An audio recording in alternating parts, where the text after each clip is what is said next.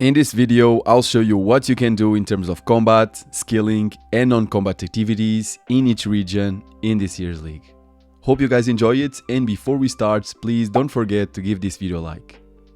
Alright, let's begin with the starting region, Misthalin. This big region has a lot more than you think. For combat activities, for example, you can fight various monsters in a stronghold of security, or bosses, for example the Abyssal Sire that drops the iconic Abyssal Whip and Abyssal Dagger. And if you feel you don't want to fight the Abyssal Sire, you can drop these items by killing Abbey Demons in the Abyssal area. You can get there by teleporting to the Fairy Ring ALR. Also in this area we have a lot more bosses. We have Bryophyta, for example, that drops the Bryophyta Essence to create the Bryophyta Staff, the Deranged Archaeologist that drops the Black D'hide Body, Fossil Island Wyverns that drop the Wyvern Visage to create the Ancient Wyvern Shields, also the new Tormented Demons that give us the Burning Claws and Tormented Synapse, and finally the Red King Scarius that drops the Scarius Spine to create any type of Redbane weapon. Alright, now for non-combat activities, we have access to the Champions Guilds, Draenor Village and Varrock Rooftop Agility Courses, Puro Implings, and Cosmic, Earth, and Water Altars. In Fossil Island, we have Herbivore Hunting, Birdhouse Runs, Silicep Woodcutting, and Volcanic Mine, where we can obtain the Broken Dragon Pickaxe. Alright, now let's go for the second starting region, Karamja. For important combat activities in this area, we have the Brimhaven Dungeon, Tsar Creatures, the Fight Caves, and the Inferno. For notable non-combat activities, we have the Brimhaven Agility Area, Taibo and I Cleanup, Calquat Tree Patch, Fishing Infernal Eels, Fruit Tree Patch north of Brimhaven, Fishing Karamja, Nature Altar, Teak and Mahogany Woodcutting, Tsar Pickpocketing, Thieving from Gem Stalls, and Gem Mining in Chalo Village. Alright, next region is Kandarin. This region is packed with notable combat activities and bosses, each offering unique rewards. We have Kraken, for example, that drops the Trident of the Seas, and the Kraken Tentacle, which combined with an Abyssal Whip creates the Abyssal Tentacle, an upgraded whip version that can poison NPCs.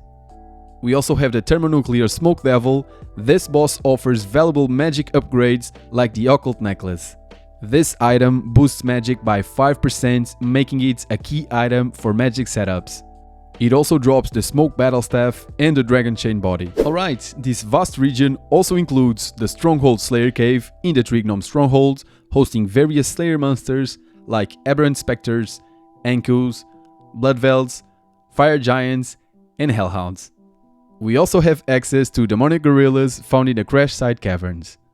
These monsters can drop Zenyte shards, which can be crafted into powerful Zenyte jewelry such as the Amulet of Torture, Tormented Bracelets, Necklace of Anguish, and Ring of Suffering.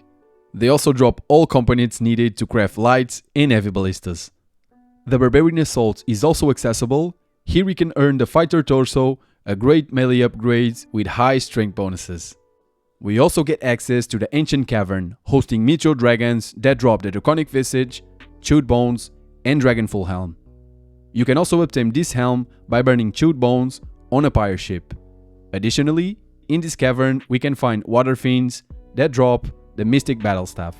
And other notable combat areas in this region are, for example, Castle Wars, Smoke Devil Dungeon, home to regular Smoke Devils, Apatol with the best spot for range training with Maniacal Monkeys, the Waterfall Dungeon for killing Fire Giants, the Myths Guilds containing multiple types of dragons, and the Poison Waste Dungeon that hosts Warp Terrorbirds and Warp Tortoises, which drop the Warp Scepter. For notable non-combat activities, this region offers a wide variety. For thieving, we have the Ardog Market that provides excellent opportunities with stalls, Ardog Knights, and heroes, which are great for earning money and runes. For fishing, we have options like the Fishing Trawler minigame, where we can obtain the Angler's outfit, as well as Catherby, the Piscatoris Fishing Colony for monkfish, Barbarian Fishing, and the Fishing Guild north of Ardogan. For agility, this region has a lot of agility courses like the Ardogan Rooftop Course, the Gnome Stronghold, Barbarian Outpost, and Sears Village Rooftop Course. For Hunter, we have the Philip Hills and the Piscatoris Hunter area. And for rune crafting, we have access to the Rania altar and the Wrath altar if the Fremennik area is also unlocked. And for other notable non-combat activities, we have Chompy Bird hunting, access to various spirit trees, the Tower of Life, and the Anil House portal. The next region is Asgarnia. When it comes to notable combat activities, this region, in my opinion, is the most packed when it comes to bossing content. We have all the God Wars bosses here, including Nax, which means we can obtain some of the game's most powerful gear. From General Grador, we can obtain all Bandos gear and the Bandos hilt. From Commander Ziliana, we can obtain the Saradomin sword, Saradomin lights, Saradomin hilt, and the Armadillo crossbow. From Kriara, we can obtain the Armadillo armor and the Armadillo hilt. From Krill, we can obtain the Steam battle staff, Zamorakian spear, the Staff of the Dead, and the Zamorakian hilt. And from the big girl Nax, we can obtain the full Torva, Zerat Vembraces, Nihil Horn to upgrade the Armadillo crossbow to a Zerat crossbow, and the Ancient hilt. Also, each of these bosses drop the God Sword shards, allowing us to create all 5 God Swords. From this region, we also can obtain Dragon Boots from Spiritual Mages. From the Whisperer, we can obtain the Chromium Ingots and the Bellator Vestige to create the Bellator Ring, Vidur's Robes, and Siren's Staff, and all the rest of the pieces to create the Soul Reaper Axe. As well, in this region, we can kill Cerberus, that drops the Primordial Crystal to create the Primordial Boots, Pegasian Crystal to create the Pegasian Boots, Eternal Crystal to create the Eternal Boots, and the Smoldering Stone to create Infernal Tools. And in addition to these bosses, there's the Giant Mole, which may not offer the most impressive loot, but does have one of the cutest pets in the game. This region also features more combat related areas worth exploring, like the Taverly Dungeon, home to Black and Blue Dragons, Hellhounds, and Black Demons, offering a great slayer and combat training option. It also has the Warriors Guilds, where you can obtain the Dragon Defender, Pest Control, where you can obtain the Void Knight equipment, and the Asgarnia Ice Dungeon, the Icy Lair to the Skeletal Wyverns. Overall, I think this region offers some of the best opportunities for bossing and gear upgrades. For notable non-combat activities, in this area we have the Crafting Guild, Motherlode Mine, where you can obtain the full Prospector outfits, the Rogue's Den, where you can obtain the full Rogue's outfits, farming patches including the Taverly Tree Patch, Troll Stronghold Herb Patch, Falador Tree Patch, and Falador Allotment Patch. It also has the Falador Rooftop Agility Course, Fire and Water Obelisks if Kandarin is also unlocked, rune crafting altars like Air, Body, Law and Mine altars, the Heroes Guilds, and house portals in Remington and Taverly. Next up, the deserts. For combat related activities, in this area we have bandits that drop a significant variety of runes and herbs, the Calphite Queen that drops the Dragon Chain Body, Dragon Two-Handed Swords, Dragon Pickaxe, Jar of Sands, and the Calphite Queen pets, the Calphite Princess. Also, to fight this boss in leagues we can create private instances separate from other players. That means we don't have to hop worlds to try to find an empty spot. Also, with the Desert Unlock, we get the Tombs of Amasked with 2 new invocations, which means the max raid level can go up to 1000. From this raid, we can get the Mazori Mask, Body and Chaps, Lightbearer, Osmanton's Fang, Elideni's Ward, Tread of Elideni's, all the KhaiRs Partisan Jewels, and the Tumakan Shadow. If you decide to unlock only one raid region, you can get every single mega rare item from all. This means if we decide to unlock the deserts, we can obtain the best in slot weapon from each combat style, which is amazing. In this region, we also have access to the Leviathan, which drops the Chromium Ingots and the Venator Vestige to create the best in slot ranged ring, the Venator Ring. He also drops Virtus Robes and the Leviathan's Lure and all the rest of the pieces to create the Soul Reaper Axe. Additionally, he drops the Scary Tablets to get a direct teleport there, Awakener's Orb to be able to fight the Awakened Leviathan, and the Smoke Quartz to create the Smoke Ancient Scepter, although you have to get access to the Phantom Muspa that requires the Fremennik region, also unlocked. From Temporos, we get the Tome of Water and Soaked Pages, Fishing Barrel, tackle box, and dragon harpoon. And finally, we also have access to dungeons, like for example the smoke dungeon, where we can slay dust devils. These can offer a variety of alchable items, runes, and herbs. For notable skilling and non-combat activities, we have for example the Mage Training Arena, where we can get Bones to Peaches, the Infinity set including gloves and boots, Master Wands, and Mage's Book, which makes this minigame incredible for mage upgrades. We also have the Giant's Foundry, where we can train smithing and obtain the smithing outfit and Colossal Blade. For rune crafting, we have the Fire Altar and the Guardians of the Rift minigame, where we can obtain the rune crafting outfits, Ring of Elements for quick teleport to the elemental altars, Abyssal Lantern, Abyssal Needle to create the Colossal Pouch, and the pet, the Abyssal Protector.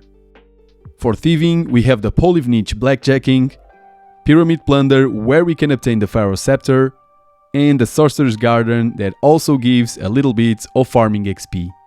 For agility, we have the Polive Niche Rooftop Course and the Agility Pyramid, where we can obtain 10k per run, which is a pretty good starting money making method in this area.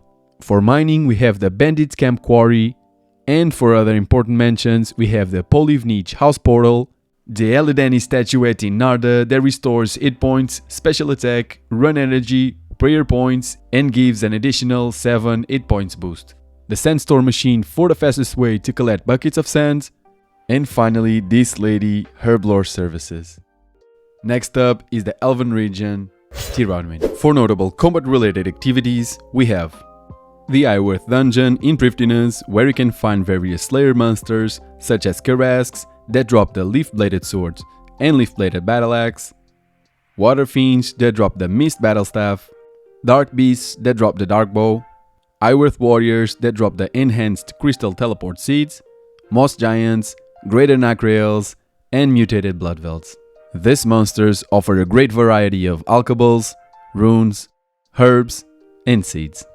In this area, we also gain access to the gauntlets in Prifddinas that gives us the crystal weapon seed to create a crystal bow, crystal halberd, or crystal shield. It also drops a crystal armor seed to create the crystal armor, and for that we need 6 to create the full set. It also drops the enhanced crystal weapon seed to create the Blade of Seldor or Bolfa, which is one of the most popular ranged weapons in the game right now. You can also fight the enhanced version, the Corrupted Gauntlet, for better loot and drop chance. This boss is amazing because it drops a lot of alchables, so it's a great money making method. But of course, if you're going to farm this boss, is to get the full crystal armor with a Bolfa, which is an incredible ranged upgrade.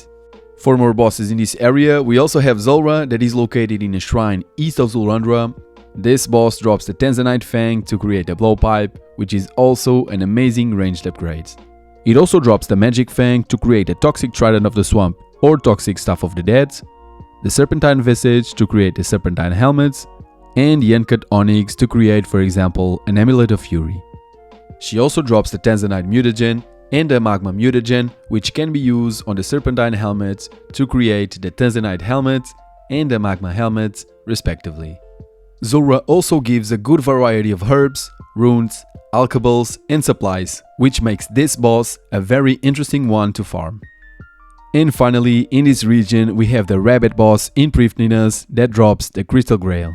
This item is purely cosmetic, and when equipped, it mimics drunkenness. The boss itself has 2000 hit points and high defense and combat stats, which makes it a very hard boss to defeat.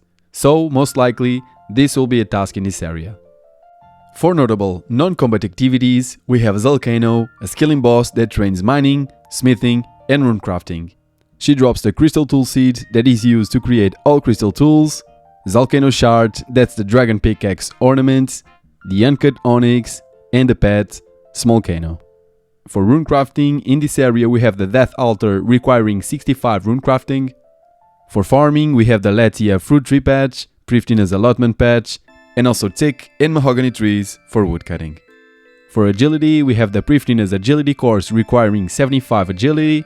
For fishing, we have the Sacred Eel spot in Zulrundra requiring 87 fishing. For hunter, we have the Prifddinas Hunter grounds. And for other important mentions, Prifddinas Crystal Implings requiring 80 hunter to catch. These implings can provide the elven signets that can save 10% of your crystal charges from the crystal armor when using it. They also can provide a variety of valuable drops. Also, we have access to elven crystal chests that can give us uncut onyx, dragonstone armor, uncut dragonstone, crystal keys, dragon plate legs and plate skirt, shield left half, runes, and alcohols. And finally, we also have access to the Prifdina's house portal. Alright, now let's dive into the swamp region, Morytania. For combat related activities in this area, we have places like the Unton Mine and the Tarn's Lair, the Frankenstein experiments, Shades of Morton, where we can obtain the rune scroll of Swamp Bark and Blood Bark to unlock the ability to craft the Swamp Bark and Blood Bark armor. From here, we also can obtain the Zealot's robes. We also can slay cave horrors in Mostly Harmless, where we can obtain the Black Mask to create the Slayer helmet. So we are only able to get the Slayer helmet if we unlock this region. We also have the Slayer Tower with Slayer monsters like Crawling Hands, Banshees, Infernal Mages, Aberrant Spectres, Blood Velds, Gargoyles, Nacraels, and Abyssal Demons that drop the Abyssal Whip. All these Slayer monsters offer a great variety of alcohols, runes, herbs, and seeds. Also in this tower we can fight the grotesque guardians that drop, for example, the Granite Gloves, Granite Ring, Granite Hammer, Granite Maul, and Tourmaline Cord that is used on the Bandos boots to create the Guardian boots. So if you want to create this item, you have to also unlock Asgarnia. Also in Morytania, specifically in Darkmire, we can kill Firewatch Sentinels that drop the Blood Shards. This item can be used in an Amulet of Fury to create the Amulet of Blood Fury. This amulet grants a passive 20% chance to heal 30% of the damage dealt on any hit. And with a right melee relic, this item becomes much more powerful and interesting to use. Also, this year we have Araxites in the Morytania Spider Cave that drop the new Arania boots. These boots have a special web negating mechanic that allows players to pass through webs and avoid some web attacks. So they are great for bosses like Serachnis in Zeia and Verzik in the Theater of Blood. In this cave we can also find the new Slayer boss, Araxar. This boss drops all the 3 pieces of the Noxious Halberd, the Araxite Venom Sac to create the new extended anti-venom potion, and the Araxite Fang that is used on an Amulet of Torture to create the new best in slot melee amulet, the Amulet of Rancor. But to make this amulet in this league, you also have to unlock Kandarin to be able to gain access to Zanites to create your torture. We also have barrows in this region where we can get all barrows armors. This is great because we can get ranged armor with Karel, magic armor with Arim, and tank upgrades with either Darok, Varrock, Guthans or Torag. In this region we also can fight the Nightmare of Ashihama or the Fosanis Nightmare, which is the solo version of this boss. It drops the Nightmare Staff and the 3 orbs to create the Eldritch, Harmonized or Volatile Nightmare Staff. He also drops the full Inquisitor armor and Inquisitor's Mace, which is a great melee crush upgrade. And finally we have the Theater of Blood. This raid makes this region even more interesting. Here we can obtain the Avernic Defender Hilt, the upgrade to the Dragon Defender, Justiciar armor, Grazi Rapier, Sanguinesti Staff, and Scythe of Vidr. If you're choosing to use melee a lot, this weapon is a must-have in your equipment. If we decide to unlock this region, we get the chance of obtaining all 3 best-in-slot weapons from each combat style, which makes this region even more interesting. Also, in this year's league, TOB and Fosanis Nightmare have the following changes. The damage and defense is increased by 25%, 50% increase hit points on monsters, and unique chance will be further multiplied by 2. Alright, now for skilling and non-combat activities, in this region we have for agility the Canefis Rooftop course, the Werewolf Agility course, but we need the Ring of Carols to enter this area. So if you don't have this ring, you have to pickpocket Dr. Frankenstein to get it. And also for agility, in this area we have the Hallowed Sepulchre, where we can obtain the Ring of Endurance and the Graceful Outfit Recolor. For farming, we have the Harmony Island Herb Patch and the Port Phasmaras Allotment Patch. For thieving, we have the Varlord Pickpocketing. For mining, we have the Dale Essence Mining, where we can obtain Dale Essence which when used on runecrafting can give a 50% extra experience per essence. And speaking about runecrafting, we have the True Blood altar in this region, and if you're worried about getting a blood talisman, don't be. You can get this from the Canifus general store. And for other notable mentions, we have the Ectofontos prayer training and temple tracking, where we can obtain herbs like Tirannwn, Hyrelander or Toad Flags. Here we also can obtain experience tomes where we can use on agility, fire making, fishing, mining, slayer, thieving and woodcutting. And with the EXP multipliers in this league, maybe, who knows, this can be very interesting to explore. Alright, next is the Fremennik region. For combat related activities in this area we have the Relica Slayer Cave, where we can find various Slayer monsters like cave crawlers, rock slugs, cockatrices, pyrefiends, basilisks, jellies, enthurots and kurasks that drop the leaf-bladed swords and leaf-bladed battle axe. These Slayer monsters offer a great variety of alkables, runes, herbs and seeds. Also in this region we have the Waterbird Island dungeon, where we can find Wolowoskis, giant rock crabs and Dagonots. And speaking of Dagonots, in this cave we can find the Dagonot Kings. These bosses drop the ranged, melee and magic mid-level rings essential to PvM. From Prime we can get the Seer's Ring, as well as the Skeletal Top and Bottom, Mud Battle Staff and Farseer Helmet. From Dagonot Supreme we can get the Archer's Ring, the Spine Body and Chaps, Circle and Archer's Helm. And from Rex we can get the Warrior's Ring or the Berserker Ring and the Rock Shell Plate Body and legs. Also from these three bosses we can get the Dragon Axe, a lot of herbs, runes, potions, bones for prayer, clues and various alkables. I think these bosses are great and definitely worth the time. Also, if you're new to PvM, they are great to train your first prayer flicks. It is also worth mentioning that in this league, like the Calphite Queen, we can also create instances where we can fight these bosses alone. In this region we also have access to Basilisk Knights that drop Catalytic runes, herbs, but most importantly the Basilisk Jaw. With this item you can turn your Helmet of Netzinot into the Netzinot Face Guards, one of my favorite items in the game. You can see that from my YouTube picture. In this region we also have access to Duke Succulus that drops the Chromium Ingot and the Magus Vestige to create the Magus Ring, the best in slot mage ring in the game right now. It also drops Virtus Robes and the Eye of Duke and all the rest of the pieces to create the Soul Reaper Axe. Duke also drops the Frozen Tablets to get a direct teleport to his lair, the Awakener's Orb to get a chance of fighting the Awakened version, and the Ice Quartz combined with the Ancient Scepter to create the Ice Ancient Scepter. And talking about the Ancient Scepter, in this area we also have access to Phantom Muspa that drops the Ancient Icon to create it. It also drops the Venator Shard and Ancient Essence to create the Venator Bow.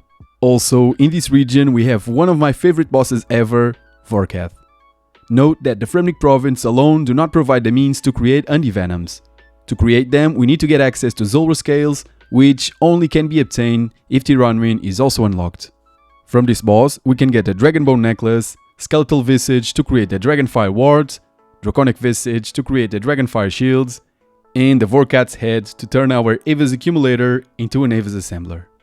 Alright, now for notable non-combat activities we have for smithing the Blast Furnace in Keldagrim operated by dwarves, and a great addition, the Ice Gloves will be placed in your bank upon region unlock, and this can be reclaimed at a Sage if lost. For agility we have the Penguin Agility course and the Relica Rooftop course. For runecrafting we have the Astral Altar.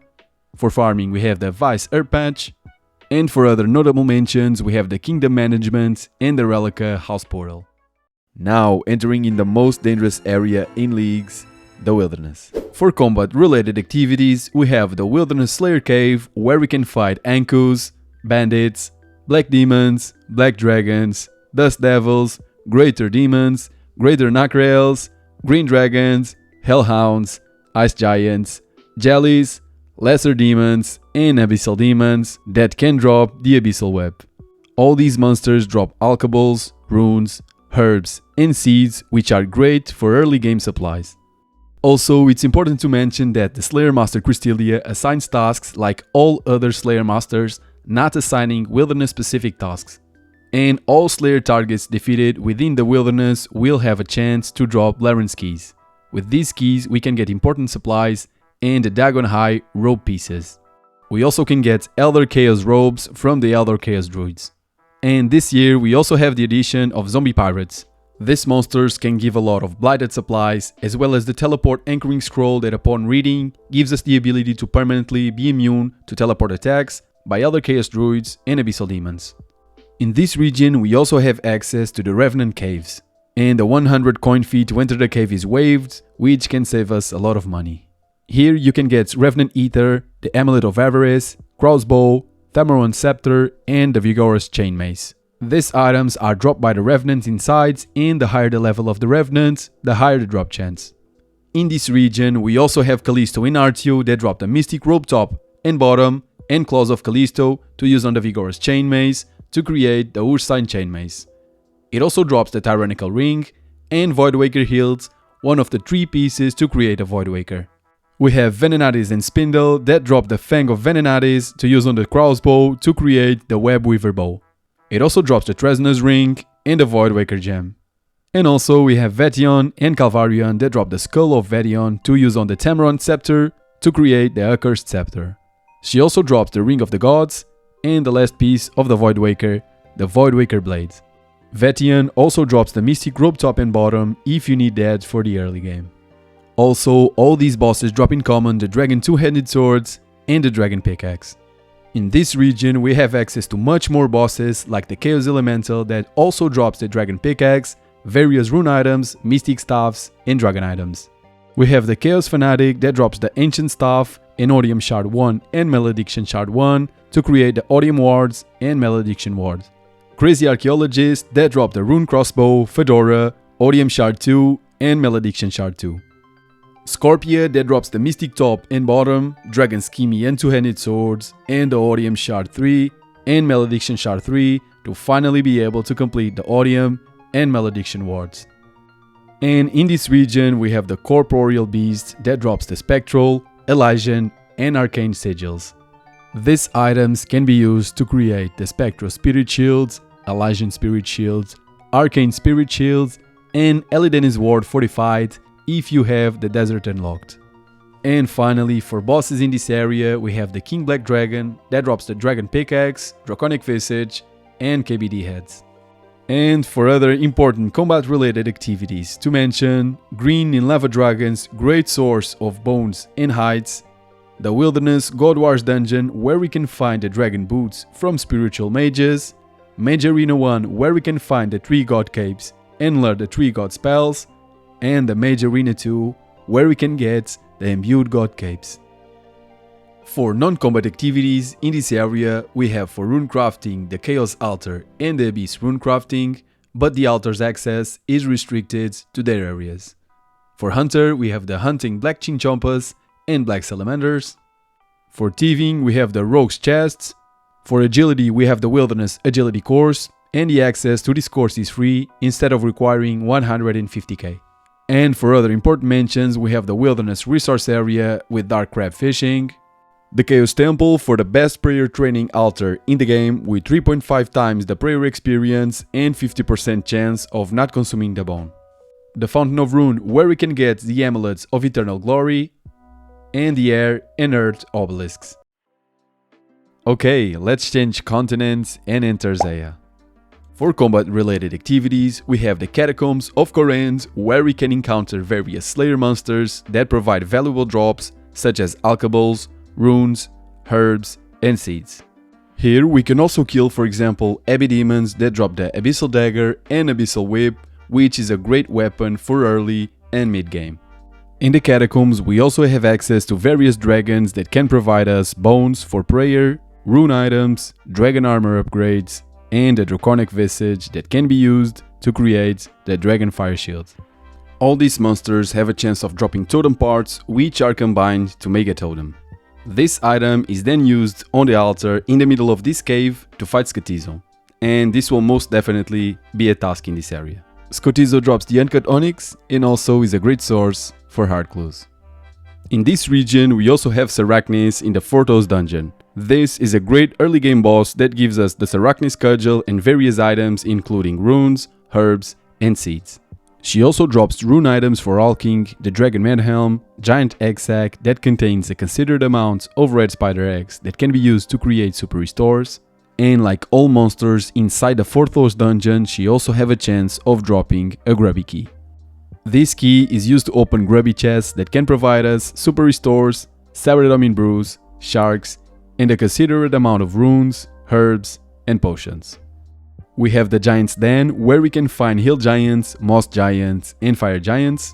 The Mount Karum Slayer dungeon, where we can find various Slayer monsters, like for example Wyrms that drop the Dragon Harpoon, Drakes that can drop the Drake Claw to turn our Boots of Stone into Boots of Brimstone. They also can drop the Drake's Tooth to use on our Holy Sandals to create the Devout Boots, if you're lucky enough to get the Holy Sandals from Medium Clues.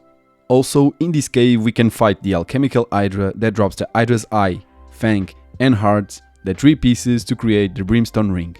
She also drops the Hydra Leather that can be used on Roche's gloves, and the Hydra's Claw that can be used on the Zamorakian Asta to create the Dragon Hunter Lance. This is a great melee weapon against draconic creatures because it has 20% increase in both accuracy and damage against them. But if you want to get this item, you have to get the Zamorakian Asta, which is only accessible if you unlock Asgarnia. In this region, we also have access to Lizardman Shamans that drop the Zerik's Talisman that can be used to teleport us all around Zeah. These monsters drop the Dragon Warhammer that had its drop chance changed from 1 in 5,000 to 1 in 3,000. But with the League's drop rates multipliers, this will be much faster. Alright, and finally the biggest piece of content in terms of combat in Zeah, the Chambers of Zerik. In this raid we can obtain the Dexterous and Arcane Prayer Scrolls to unlock Rigor and Augury respectively. We also can obtain the Twisted Buckler, the Dragon Hunter Crossbow, Din's Bulwark, Full Ancestral, Dragon Claws, and the 3 mega rares from this raid, the Elder Maul, the Kodai Insignia to use on your Master Wands to create a Kodai Wand, which requires the Desert region unlocked, and also the Twisted Bow. Note that in this year, as I mentioned in previous videos, from a single raid region we can get every single mega rare best in slot weapon from each combat style. This means if you decide to unlock Zeah, you can get the Twisted Bow, Tumakan Shadow, and Side of Vitor. Also in this year, the challenge mode Chambers of Zerik has the following changes.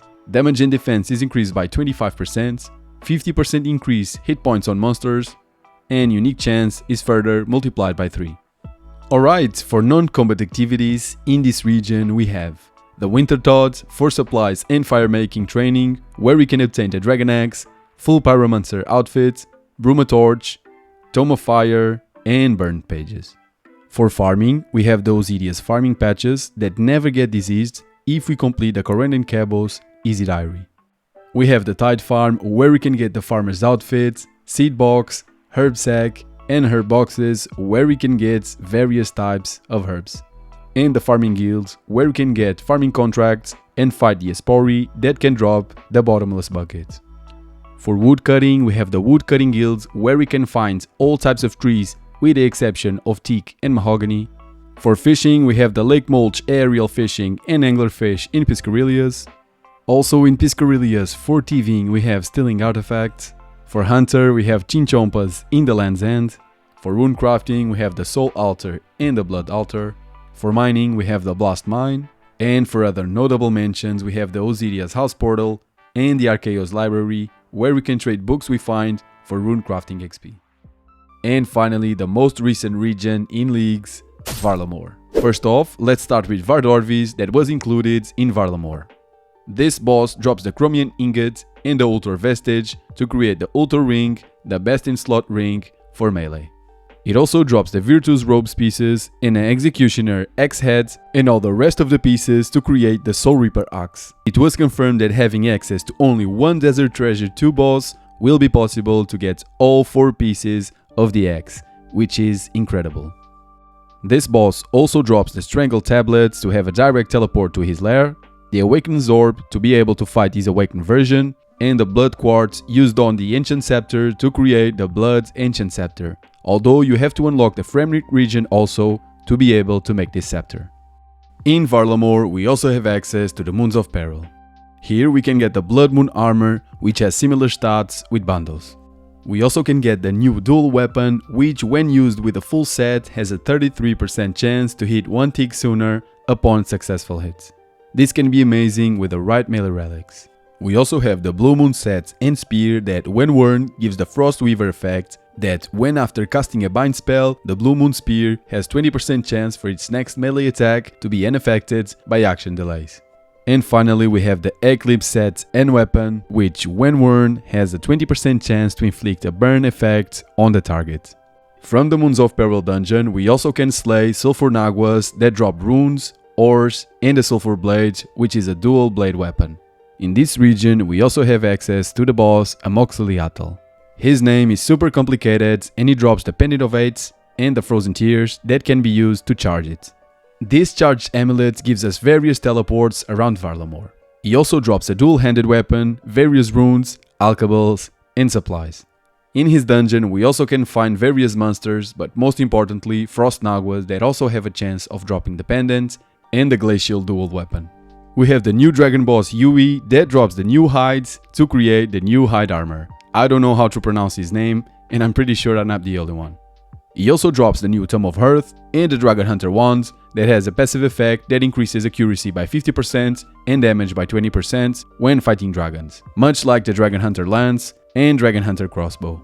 And finally we have the Fortis Coliseum. This amazing piece of content is a wave-based combat activity, much like Inferno, with the difference of the modifiers that we can choose to make each wave harder. From this activity we can get Sunfire Splinters, the Sunfire sets, Tonal Sticks of Raylos, and Echo Crystals to use on the Guardian boots to create the Echo boots. These boots act like a recoil item, and if you want to unlock them, you have to unlock first Asgarnia to get the Bandos boots and Morytania to get the Tourmaline core from the Grotesque Guardians. And in the Coliseum, if we defeat the last wave boss, we can get the ultimate cape slot item for range, the Dishonest Quiver. And yeah, that for sure will be one of my big goals for this year's league. Alright, now for skilling and non-combat activities, we have for thieving, wealthy citizens that also give a chance of obtaining house keys when pickpocketing. After we receive one of these keys, we can steal valuables from the 3 houses inhabited by these wealthy citizens. These valuables give extra thieving XP and can be sold to the NPC Oriana for extra profit. For mining, we have calcified rocks in Kamturum. For Hunter, we have the Hunter Guilds, where we can get Hunter Rumors. These are similar to Slayer tasks and farming contracts, where one of the guild hunters will give you a Hunter task to complete. Completing a rumor rewards us with experience in a Hunter's loot sack, where we can obtain various supplies and a chance of receiving the Hunter outfits and Huntsman kits depending on the rumor difficulty. For Herblore, we have Master Mixology, the new Herblore minigame, where we can obtain the Alchemist outfit. This outfit is purely cosmetic, with the exception of the glasses that give a 10% chance to save a secondary ingredient when making potions. From this minigame we also can obtain potion storage, which creates an interface in our bank to store potions separate from their bank slots. We can get also the reagent pouch, which when making potions the secondary ingredients will be used directly from this bag. The chugging barrel, which makes it possible to drink more than one potion at the same time. The Alchemist's amulet that gives a 15% chance of creating potions with 4 doses. And finally Aldarium, which is the secondary used to create the new Goading and Prayer Regeneration potion. For agility we have the Colossal Wyrm agility course. For rune crafting we have Sunfire runes. And for prayer we have Blessed Bone shards that we can obtain from various activities around Varlamore. We can get prayer XP by blessing a jug of wine at the exposed altar and sacrificing it at the libation bowl. We can also add Sunfire Splinters and create a jug of blessed Sunfire wine instead for more prayer XP. If you stayed till the end of this video, thank you so much, you're a legend. If you're interested in more content like this, make sure you subscribe to the channel. Thank you so much for watching guys, and I'll see you in the next one. Take care.